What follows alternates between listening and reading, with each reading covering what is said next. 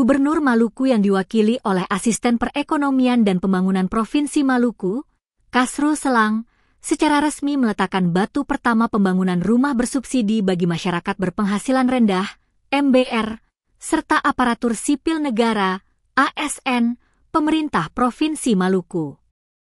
Kegiatan tersebut berlangsung di Desa Lala, Kota Namlea, Kabupaten Buru, pada Sabtu, 25 Oktober 2025, sore. Pantauan tribunambon.com sekira pukul 16.20 WIB Sabtu, 25 Oktober 2025, menunjukkan kedatangan rombongan Gubernur Maluku disambut meriah oleh para pejabat organisasi perangkat daerah, OPD, ASN, anggota TNI Polri, pelajar berpakaian pramuka, serta masyarakat setempat yang antusias menyambut dimulainya program perumahan bersubsidi tersebut. Juga disambut oleh tarian adat tari lenso oleh perwakilan remaja di Bumi Bipolo.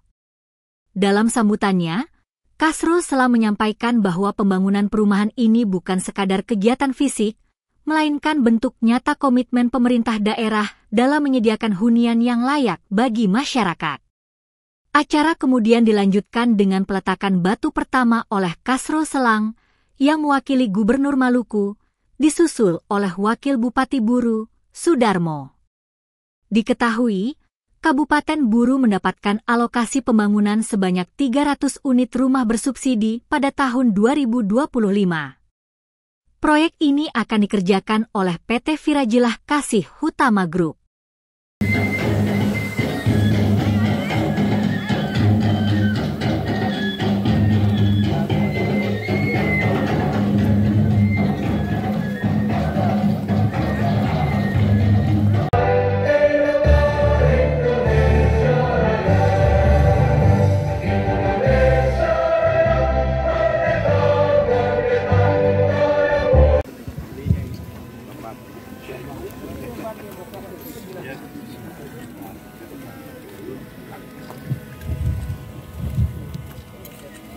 Izin Pak tadi samping itu kalau Pak ya, di samping itu biar bersama.